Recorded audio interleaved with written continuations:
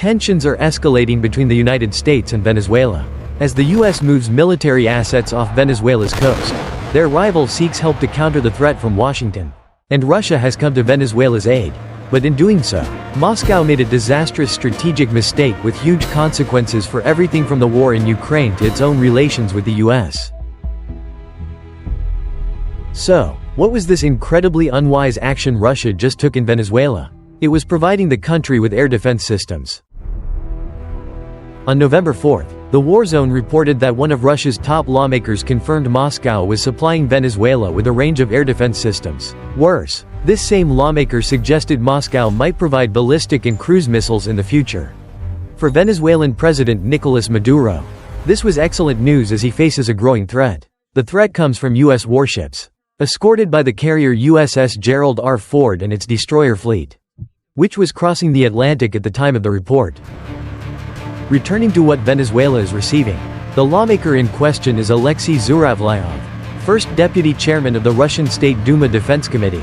I don't see any obstacles to supplying a friendly country with new developments like the Oreshnik or the proven caliber missiles.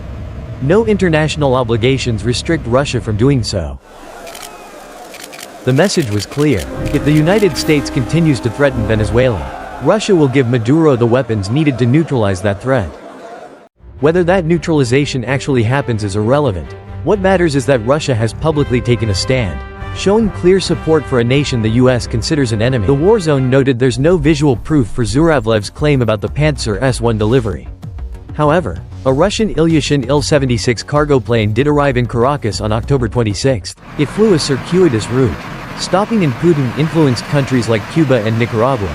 The plane returned to Moscow via Algeria, suggesting it may have picked up cargo after its delivery. These shipments, if the Russian lawmakers' claims are true, would add to Venezuela's already strangely diverse collection of air defense weapons.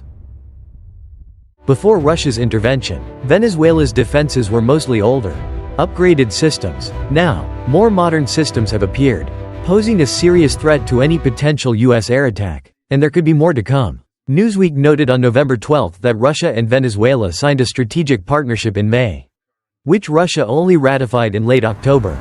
This suggests Putin waited for a situation where aiding Venezuela would be advantageous. Now, with the partnership ratified, Kremlin mouthpieces are hinting at more aid for their partners. Besides Zhuravlyov's hints about new missiles, Foreign Minister Sergei Lavrov also began speaking out, saying Russia is ready to fully act within the agreement with our Venezuelan friends. Venezuela also expressed its gratitude for Russia's help. Its foreign minister, Ivan Gil Pinto, thanked Russia for its firm solidarity in the defense of our sovereignty.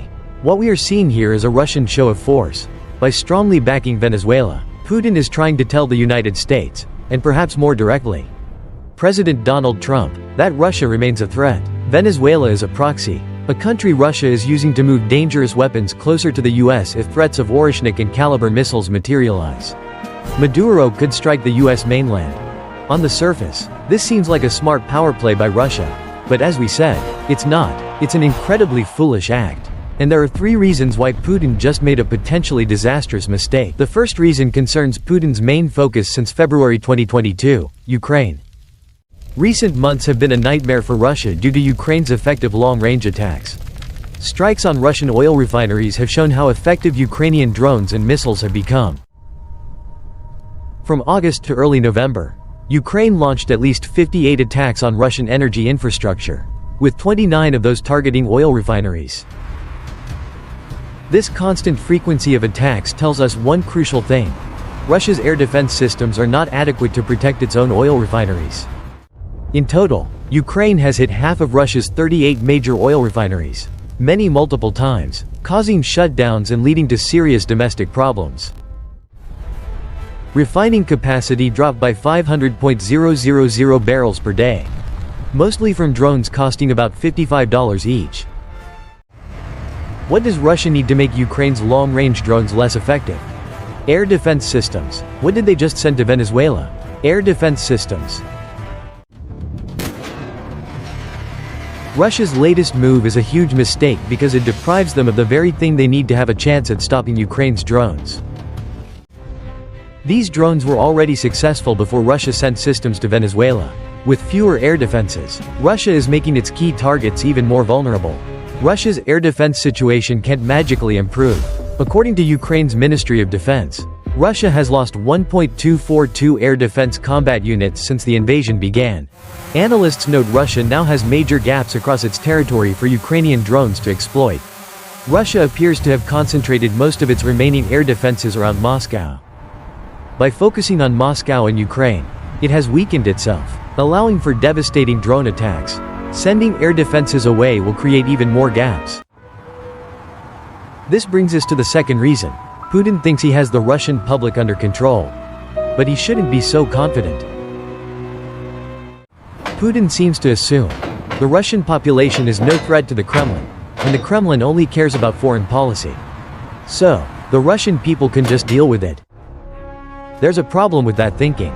Russia subsidizes domestic gas prices, which is a form of an unspoken social contract the Kremlin maintains with its people. The main mechanism is direct payments to refineries to encourage cheap domestic sales. This social contract helps keep the Russian people placid, even as other prices rise. The problem is, this mechanism is failing as refineries run out of gasoline to sell due to Ukrainian attacks. Prices are rising due to supply issues that might not exist if Russia's air defenses weren't so stretched. Sending air defenses to Venezuela as this social contract breaks could be enough to push the Russian populace, whom Putin considers controlled, to its limit. And the third reason Putin's decision was so foolish, it will certainly anger Trump. The analyst believes Putin made this move because he thinks the US actions around Venezuela are not a complete bluff. The Kremlin likely doesn't believe a war will happen, but Putin is worried the US is threatening one of his proxy allies. He is trying to give Venezuela more leverage in negotiations. Trump is already very frustrated with Putin.